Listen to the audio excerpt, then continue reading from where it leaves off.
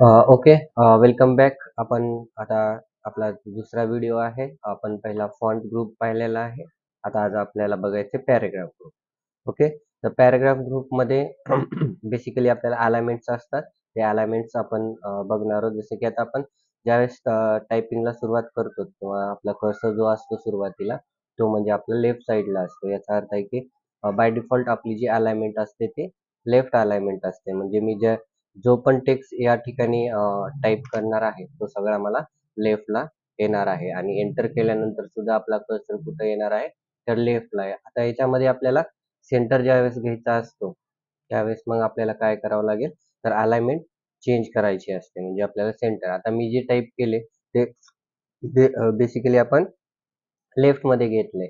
त्यावेळेस मी ह्याला सेंटर हे अलाइनमेंट असाइन करेल, त्यावेळेस आपला पूर्ण टेक्स्ट सेंटरमध्ये येईल आणि ज्यावेळेस मी याला राइट असाइन करेल, त्यावेळेस माझा कर्सर आणि सगळं पूर्ण पण टायपिंग जी आहे, ते आपली कुठल्या साइडला जाते, तर राइट साइडला जाते. हे 3 अलाइनमेंट बेसिकली आहेत. आता बघा, आपण ज्यानुसार अलाइनमेंट सेट केले, त्यानुसार आपला टेक्स्ट असणार आहे. म्हणजे मी ज्यावेळेस इथं आता एंटर करेल, त्यावेळेस मला राइट साइडलाच माझं कर्सर भेटणार आहे. मग आपल्याला परत लेफ्टला यावं लागेल आणि परत आपल्याला जे पण टेक्स्ट आपल्याला टाइप करायचे ते परत लेफ्टला आपण टाइप करू शकतो. हे 3 बेसिकली आहेत. आपण हेडिंगसाठी सुद्धा यूज करू शकतो. आता सपोज मी डॉक्युमेंट्स नावाचे हेडिंग दिलेली आहे आणि याला मला सिलेक्ट करून जर सेंटर करायचं असेल, तर मी इझिली इथं सेंटरवरती क्लिक करून मला हे सेंटर करता येतं. त्याचसोबतच आता बघा की आपल्याला आणखीन एक अलाइनमेंट दिलेली आहे. त्यामध्ये जस्टिफाय नावाची ही एक अलाइनमेंट आहे. जस्टिफायनं काय होणार आहे? आपला टेक्स्ट जो आहे, तो झिगझॅग टाइप न येता आता एकदम व्यवस्थितपणे सरळ एका लाईनमध्ये येणार आहे. अलाइनमेंट आपली लेफ्टच असणार आहे. फक्त आपण त्याला जस्टिफाय केलेलं आहे. ओके. जस्टिफायच्या अगोदर वाटल्यास मी परत एकदा सांगतो म्हणजे तुम्हाला समजून जाईल. आता हे आपला नॉर्मल टेक्स्ट आहे. आता इथं टाइप केल्यानंतर तुम्ही बघू शकता एक टेक्स्ट इथं एंड झालेला आहे, एक लाईन इथं म्हणजे असं झिगझॅग टाइप लाईन एंड झालेली असते. अशा वेळेस आपल्याला व्यवस्थितपणे डॉक्युमेंट जर सेट करायचं असेल, तर त्यावेळेस आपण जस्टिफाय असाइन करतो. जस्टिफायनं तुम्हाला एकदम सिंपल आणि साध्या लेव्हलनी आणि एकदम स्टँडर्ड लाईननी आपल्याला ते टेक्स्ट भेटून जात असतं. ओके. हे झाले अलाइनमेंट्स. अलाइनमेंट नंतर तुमचा दुसरा जो पॉइंट आहे, तो पॉइंट्स म्हणजे आपल्यासाठी बुलेट्स आहेत. तर या ठिकाणी आपण इथं बुलेट्स दिलेले आहेत. बुलेट्स म्हणजे आपण जसं की कुठला पॉइंट्स असेल तर आपण त्याला इंडिकेट करतो. ते पॉइंट इंडिकेट करण्यासाठी तुम्हाला दिलेले हे साइन्स असतात. जसं आता मी इथं एरोचं घेतलेलं आहे, तर हे एरोच्या साइजमध्ये आपल्याला आलेलं आहे. ठीक आहे. तर अशा पद्धतीने आपण म्हणजे एकदा असाइन केलं, की आता हे बुलेट्स मी असाइन केलेलं आहे. ज्यावेळेस मी एंटर करेल, तर त्यावेळेस बुलेट कंटिन्यू बी चालू राहील. ओके. आता ह्याला जर बंद करायचं असेल, तर एकदा बॅक प्रेस यूज करा. ऑटोमॅटिकली बंद होऊन जाईल किंवा मग आता मी जे बुलेट्स असाइन केलेले आहेत, ते जर मला काढायचे असतील, तर त्यासाठी मला नन नावाचं ऑप्शन या ठिकाणी सिलेक्ट करायचं आहे. तर तुमचे बुलेट्स आपले जे पण आपण असाइन केलेले ते निघून जातात. नेक्स्ट आहे की आपल्याला ह्याच्यामध्ये आता पॉइंट्स वाईज जर आपल्याला कुठला टेक्स्ट काढायचा असेल, तर त्यावेळेस आपण कसं काढतो? आता बघा की मला काय करायचंय, की माझा हा एक मेन पॉइंट आहे, ए वाला. जेव्हा आपण क्वेश्चन वगैरे टाइप करत असतो, तर मी फक्त ए टाइप केले आणि डॉट दिलेला आहे. त्यानंतर स्पेस यूज करतोय. ओके. तर स्पेसचा अर्थ असतो, की तुम्हाला इथे एक साइन येईल. याचा अर्थ असा आहे, की तुम्ही आता इथून पुढं पॉइंट्समध्ये घेणार आहात. हा आपला बेसिकली मेन पॉइंट्स आहे. आता ह्याच्यामध्ये जे पण मी टाइप करेल, ते आपल्याला सगळं काय होणार आहे, हे इझिली एका पॉइंट्समध्ये येणार आहे. ज्यावेळेस मी एंटर करेल, त्यावेळेस सुद्धा मला टाइप करायची गरज नाहीये. म्हणजे मला पॉइंट पुढचा देण्याची गरज नाहीये. ऑटोमॅटिकली मला काय होत आहे, की पुढच्या टेक्स्टसाठी जे नंबर आहे, ते ऑटोमॅटिकली येत आहेत. असं तुम्ही एंटर केल्यानंतर ऑटोमॅटिकली तुम्ही ॲड करू शकता. आता पॉइंट्समध्ये पॉइंट्स कसं घेतात बघा, की म्हणजे आपल्याला मेन पॉइंट आहे, त्याच्यानंतर आपल्याला सब पॉइंट ॲड करायचा आहे. आता मी ज्यावेळेस एंटर करेल, त्यावेळेस पुढचा नंबर आला म्हणजे ई आलेला आहे. आता मला ईला स्टॉप करायचं आहे, तर त्यासाठी आपण काय करणार, बॅक स्पेस एकदा यूज करायचं आहे. ओके. आता हा कॅपिटल ए होता, मला स्मॉल ए घ्यायचा आहे. सिंपल ए टाइप करा, परत डॉट द्या आणि स्पेस द्या. ओके. तर परत आणखीन आपल्या ऑटोमॅटिकली सब पॉइंट्समध्ये आपल्याला क्रिएट करता येते. आता हे सब पॉइंट्स परत मला स्टॉप करायचंय. आणखीन त्याच्यामध्ये सब पॉइंट्स घ्यायचे आहेत, पॉइंट्समध्ये पॉइंट्स. तर त्यावेळेस आता सपोज मी रोमन संख्यामध्ये घेतोय. ओके. त्याला डॉट दिलेला आहे. ध्यान मला स्पेस द्यायचं आहे आणखीन, तर मी इझिली त्याला ऍड करू शकतो. असे तुम्ही पॉइंट्स कितीही वाढवू शकता. परत स्टॉप करतोय मी, आता इथं 1 नंबर देतोय मी, ओके, स्पेस देतोय आणि परत त्याच्यामध्ये ग्रुप करतोय. म्हणजे आपल्याला ज्यावेळेस टाईप करायचे असतात, म्हणजे सब पॉइंट्स ऍड करायचे असतात, त्यावेळेस आपल्याला फक्त एक कुठला तरी नंबर सिरीज तुम्हाला स्टार्ट करायचे आणि एंटर करायचे. पण सुरुवातीचं तुम्हाला बंद करावं लागेल. आता आपण उलट जाऊया. जसं की मला आता हे हे जे सब पॉइंट्स आहेत, मला हे 3च ठेवायचे आहेत. चौथा पॉइंट नकोय. तर मी बॅक एकदा प्रेस केला म्हणजे हा जो कंटिन्यू पॉइंट असतो, तो पॉइंट आता स्टॉप झाला. नेक्स्ट रोमन आकड्यामध्ये IV टाइप करायला, कारण एक सिरीज आपल्याला द्यावी लागते कंटिन्यू साठी. ओके, तर डॉट दिलं मी आणि परत स्पेस दिलेला आहे. तर परत आपला वरचा जो पॉइंट होता, तो परत आपल्याला काय झालेला आहे, कंटिन्यू झालेला आहे. ठीक आहे, परत मी त्याला एंटर करतोय. हा पुढचा पॉइंट येतोय, पण मी त्याला पण स्टॉप करतोय. एकदा बॅक प्रेस दाबला. आता आपल्याला जो स्मॉल ABCD मधला पॉइंट आहे, तो आपल्याला स्टार्ट करायचा आहे. मी स्मॉल मध्ये डी टाकलं, डॉट केला, स्पेस दिला, तर टू बी कंटिन्यू ते पॉइंट झालेला आहे. परत आपण एंटर करतोय. आता मला परत कॅपिटल मध्ये जायचंय. ओके, तर इझिली तुम्ही कॅपिटल ई टाका, डॉट द्या आणि स्पेस द्या. ऑटोमॅटिक ते ऍडजस्ट होतं. तुम्हाला जास्त बॅक प्रेस दाबायची पण गरज नाहीये. तर अशा पद्धतीने आपण पॉइंट्स मध्ये पॉइंट्स घेऊ शकतो. ओके, आता मी स्टेप बाय स्टेप घेतलंय. याचा अर्थ असा नाहीये की आपण स्टेप बाय स्टेप घेऊन वापस पण स्टेप बाय स्टेप लिहू शकतो, असं काही नाहीये. तुम्हाला डायरेक्टली पण येतं जर तुमचे पॉइंट्स डिस्क्राईब असतील. आता सपोज आपण काय केले, हे इथून ABCD घेतलेलं आहे. आता ई पॉइंट मी स्टॉप करतोय. ओके, आता इथं स्मॉल वाला ए घेतलोय, स्पेस करून आपण याच्यामध्ये परत टाईप केले. ओके, आता परत स्टॉप करतोय मी. परत आपण रोमन आकड्यामधला पॉइंट घेतलेला आहे आणि परत त्याला आपण स्टार्ट केलेलं आहे. आता मला काय करायचे की डायरेक्ट कॅपिटल ABCD मध्ये जायचं आहे. तर मी एंटर केल्यानंतर पुढचा पॉइंट येईल माझ्याकडे, त्याला बॅक प्रेस करतोय. आता ई टाईप करतोय मी, डॉट देतोय आणि स्पेस देतोय, तर ऑटोमॅटिकली ते मेन पॉइंट कडे आपल्या ऍडजस्ट होऊन जाईल. तर ह्याला म्हणतात पॉइंट वाईज पॉइंट आपण टायपिंग करणं. ठीक आहे, तर ह्याला सब पॉइंट्स आणि पॉइंट्स मध्ये ऍड करण्यासाठी आपल्याला यूज करतात. ह्याची पण काही ऍडजस्टमेंट असते. जसे की आता मला हे काय करायचं, हे रोमन आकड्यामधला जो गॅप पडलेला आहे इथला, ओके, तो कमी करायचा आहे. तर तुम्हाला इथं रुलर वरती डॉट दिलेले असतात, त्याला तुम्ही ऍडजस्ट करू शकता. आता जसं की मी इथं ऍडजस्ट करून त्याला समोर घेतलेलं आहे. ओके, आता ह्याच्यामध्ये पण आणखीन काही बदल करायचा असतील तर ते पण बदल करू शकता. जसं की आता मी इथं AB हा स्मॉल मधला घेतलेला आहे, पण मला ह्याच्यासोबत ब्रॅकेट घ्यायचे होते, तर इथं तुम्हाला ब्रॅकेट पण असाइन करता येतात इझी. म्हणजे तुम्ही ऑलरेडी टाईप केलेला, मी फक्त त्याचा चेंज करतोय. तर जसं नंबर आपल्याला फॉर्मॅट घ्यायचा आहे, त्या नंबर फॉर्मॅट मध्ये आपण त्याला चेंज करू शकतो. ओके, हे झालं पॉइंट साठी.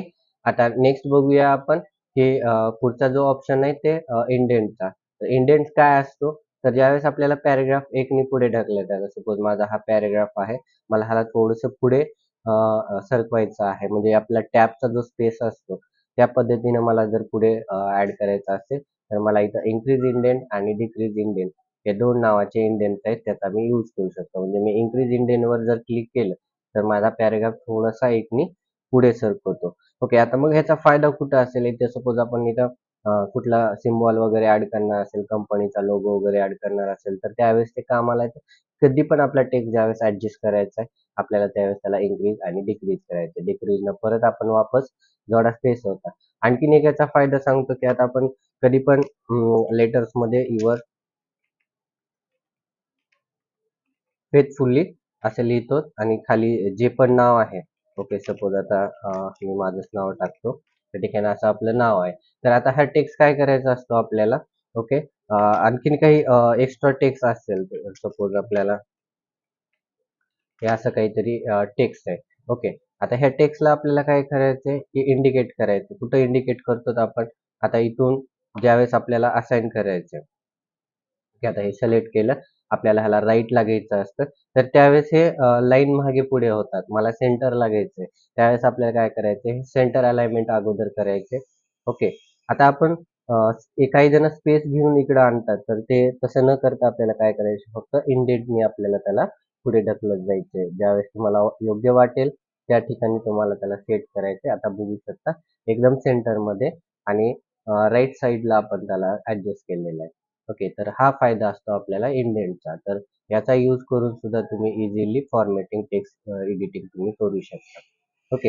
नेक्स्ट ऑप्शन आहे आपल्यासाठी लाईन स्पेसिंग. लाईन स्पेसिंग मध्ये भरपूर काही टाईपच्या लाईन्स आहेत. आता बघा, इथं हा जो पॅराग्राफ आहे याच्यामध्ये ही जी दोन लाईन मधला जो डिफरंट आहे तो लाईन स्पेसिंग आहे, आणि ह्या दोन पॅराग्राफ मधला हा जो जास्त गॅप दिसतोय तो पॅराग्राफ गॅप आहे. म्हणजे आपण कुठली पण टायपिंग करत असताना, आता सपोज मी इथं या ठिकाणी असं काहीतरी टाईप केले, एंटर केले आणि त्यानंतर टाईप केले. आता तुम्ही बघू शकता ह्या दोन लाईन मधला जो फरक आहे तो लाईन स्पेसिंग आहे, पण ह्या दोन लाईन मधला जो फरक आहे तो पॅराग्राफ स्पेसिंग आहे.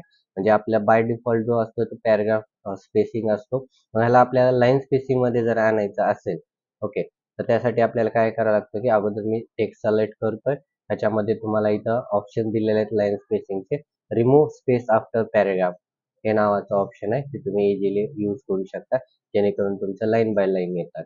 ओके, ह्याच्याबद्दल ती सेटिंग पण आहे, मी सेटिंग पण सांगतो, पण त्या अगोदर समजून घ्या. आता हा डॉक्युमेंट्स आहे, ह्या टाईप केलेला आपण डॉक्युमेंट आहे. त्याच्यामध्ये रिमूव्ह स्पेस आफ्टर जर मी केलं तर तुम्ही बघू शकता आता पॅराग्राफ चेंज झालेला आहे, पण त्याच्यामध्ये स्पेसचा जो आहे तो आता लाईनचा स्पेस आहे. ओके, तर अशा पद्धतीने आपण ऍडजस्ट करू शकतो. ही एक पद्धत आहे. किंवा दुसरी पद्धत सांगतो मी की आपल्याला आता इथं आपण जो पण टेक्स्ट असा टाईप केलेला आहे, मी एंटर केले. आता मी बघते, तुम्ही बघताय की आता याच्यामध्ये ही लाईन स्पेसिंग जास्त आहे, ठीक आहे, म्हणजे पॅराग्राफ स्पेसिंग आहे.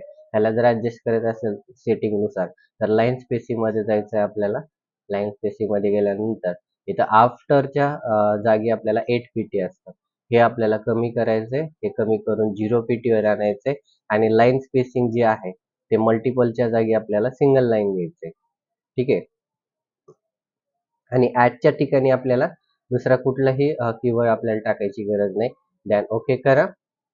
तुम्ही बघू शकता की ऑटोमॅटिकली आपली लाईन स्पेसिंग झालेली आहे, म्हणजे आपण सिंगल लाईन मध्ये ऑटोमॅटिकली त्याला ऍडजस्ट करून घेतलेला आहे. तर हे आहे लाईन स्पेसिंग साठी. आता नेक्स्ट ऑप्शन बघूया आपल्यासाठी पॅराग्राफ नावाचा एक बॉर्डर नावाचा ऑप्शन आहे पॅराग्राफ मध्ये. तर बॉर्डर्स काय असते ते पण आपण एकदा बघून घेऊया. आता बघा इथं की माझे हे पॅराग्राफ आहेत, मी परत त्याला डिवाइड करतोय, जे तुम्हाला व्यवस्थितपणे अंडरस्टँड होऊन जाईल. ओके, तर आता हे बॉर्डर्स म्हणजे काय असतात की आता मला इथं काय करायचं, हा माझा टेक्स्ट आहे, तर मला कुठली हेडिंग मी ऍड करत असेल तर मला वरच्या साईडला एक लाईन आणि खालच्या साईडला एक लाईन आणायचे. तर ह्या बॉर्डरचा आपण इझिली यूज करू शकतो. तर इथं बॉटम बॉर्डर एक आहे, मी आता खालच्या साईडला टेक्स्टच्या लाईन आणलेली आहे, आणि वरच्या साईडला पण आणायचं असेल तर टॉप बॉर्डर्स. म्हणजे कधी आपण सूचनासाठी किंवा हेडिंगसाठी अशा पद्धतीचं अलाइनमेंट किंवा स्ट्रक्चर आपण यूज करत असतो. तर अशी पण लाईन तुम्ही अप्लाय करू शकता, किंवा मला साईडनं लाईन द्यायचं आहे, म्हणजे कसं की लेफ्ट साईडला पण मला लाईन आणायचं आहे आणि राईट साईडला पण लाईन आणायची, तर त्यावेळेस मी इझिली ह्या बॉर्डरचा यूज करून आणू शकतो. किंवा मग मला काय करायचंय की सरळ सरळ मला हा पूर्ण जो टेक्स्ट आहे तो एका बॉक्समध्ये म्हणजे टेबलमध्ये आपल्याला ऍड करायचे, तर त्यावेळेस तुम्हाला आउटसाइड बॉर्डर तुम्हाला असाइन करता येते. तर हा पण ऑप्शन तुम्हाला या ठिकाणी यूज करता येईल. ओके, तर याच्यामध्ये जेवढे पण ऑप्शन्स आहेत तेवढे ऑप्शन तुम्ही यूज करून तुम्हाला जसं आणायचे त्यानुसार तुम्हाला लाईन्स त्या ठिकाणी बॉर्डर्स तुम्ही आणू शकता. तुम्हाला असं ऑल बॉर्डरचा यूज करून पण तुम्हाला टेबल वाईज डेटा तयार करता येतो. ओके, आता त्यानंतरचं जे ऑप्शन आहे ते म्हणजे आपल्यासाठी शेडिंग. तर शेडिंग कलर काय असतं बघा, की आपण इथं हायलाइटर आणि टेक्स्ट कलर हे दोन कलर बघितलेले आहेत. तरी मी तुम्हाला आणखीन एकदा सांगतो की आपला हायलाइटर कलर्स मध्ये आपला हे हायलाइट करण्याची पद्धत अशी असते, आणि टेक्स्ट कलर मध्ये आपण टेक्स्टला कलर देण्यासाठी ही पद्धत यूज करतो. पण आता जो बघणार आहात तो शेडिंग कलर असतो. शेडिंग कलर मध्ये हा फरक आहे की आपल्याला जो पण आपण शेडिंग देणार आहोत ते पूर्णपणे तुमच्या टेक्स्ट वरती असं नाही होते, म्हणजे लाईन पूर्णच आपल्याला घेतात. मग याचा फायदा काय असतो, तर ज्यावेळेस तुम्हाला कुठली हेडिंग टाकायची आहे, आता सपोज मी काय करतोय की या ठिकाणी आलोय एंटर करून, आता बघा आपले अलाइनमेंट थोडेसे मी डिक्रीज करतोय. आता या ठिकाणी एक हेडिंग टाईप करूया आपण. ओके, आता ही द डॉक्युमेंट नावाचे एक हेडिंग मी टाईप केलेले, आपण ह्याला सेंटरला घेतोय, आणि इथं तुम्हाला कुठलेही एक शेडिंग कलर यूज करा आणि असाइन करा, तर तुम्हाला हे एक हेडिंग टाईप मध्ये सुद्धा दिसतं. किंवा आपण कधी विचार वगैरे लिहितो तर तुम्हाला असा टेक्स्ट फॉर्मॅट करून तुम्हाला लिहिता येतो. ओके, तर पॅराग्राफ मधला आता लास्टचा एक ऑप्शन आहे तो म्हणजे शॉर्टिंग काय असतं बघा, की शॉर्टिंग मध्ये काय असणार आहे, की आता आपल्याला ज्यावेळेस आपण कुठल्याही टेक्स्टला नंबर वगैरे दिलेले आहेत, ओके, त्याची जर शॉर्टिंग आपल्याला करायची असेल तर त्यानुसार आपल्याला यूज करता येतं. एक जनरली एक सांगतो तुम्हाला, की एक सिंपल उदाहरण सांगतो म्हणजे समजून जाईल. आपण काय करतोय, की येणाऱ्या प्रत्येक विद्यार्थ्याचं नाव असं आपण टाइप करत आहोत. ओके. आता मला काय करायचंय, की हा जो टेक्स्ट आहे, तो आपण जसं रँडमली जसे विद्यार्थी येतात तसं मी ॲड केलेला आहे. पण मला ह्याला असेंडिंग ऑर्डरमध्ये लावायचंय. म्हणजे ए वाला अगोदर आला पाहिजे, पुन्हा बी वाला आला पाहिजे. अशा पद्धतीने जर लावायचं असेल, तर त्यावेळेस तुम्हाला इझिली हा ऑप्शन यूज करता येतो. आता इथं बघा पॅराग्राफ पण आहे, टेक्स्ट पण आहे. आपण जे पण समजू शकतो ते करू शकतात. आता मी इथं हेडिंग ॲड केलं नाही, फील्ड पण ॲड केलं नाही. त्यासाठी मी पॅराग्राफवर धरेल. आपण जे चेंज करणार म्हणजे असेंडिंग किंवा डिसेंडिंग ऑर्डरमध्ये तुम्हाला घ्यायचंय. ओके. तो टेक्स्ट आहे. ठीक आहे. जर तुम्ही नंबर दिला असेल तर तुम्ही नंबर घेऊ शकता. याच्यासाठी तुम्हाला इथं ऑप्शन दिलेलं आहे. ओके आणि डेटचा पण ऑप्शन आहे. पण आता मी सध्या काय करतोय, की टेक्स्ट घेतोय म्हणून मी टेक्स्टच सिलेक्ट केलेलं आहे. इथं असेंडिंग आणि डिसेंडिंग. डिसेंडिंग म्हणजे झेड टू ए. ओके. आणि असेंडिंग म्हणजे ए टू झेड. तर आता मी इथं असेंडिंगमध्ये असं अप्लाय करणार आहे. त्यावेळेस मला ह्याला ओके वरती क्लिक करायचं. आता बघू शकता अजयवरी आला. एच्या नंतर पुन्हा आरच्या सिरीजमध्ये आहे आणि त्याच्यानंतर यस सिरीज असते. ठीक आहे. तर ते अशा पद्धतीने आपल्याला हे असेंडिंग आणि डिसेंडिंग ऑर्डरमध्ये सुद्धा टेक्स्ट ॲडजस्ट करता येतो. तर हा झाला पॅराग्राफ ग्रुप. त्याच्यामध्ये फक्त एक ऑप्शन आहे मार्क रिकॉग्नाइज.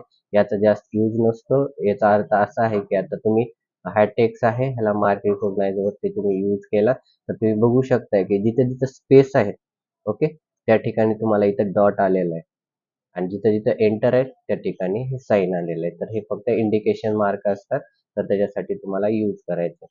आणि हे तुम्ही पाहिल्यानंतर तुम्हाला त्याला बंद करायचं नाही तर काय होतं, की आपण ज्या वेळेस एंटर करू, ओके, त्यावेळेस आपल्यासोबत हे साइन येणारच आहे आणि ज्यावेळेस मी टाइप करेल, स्पेस देईल त्यावेळेस मला ते डॉट असाइन होणारच आहे. ठीक आहे. धन्यवाद.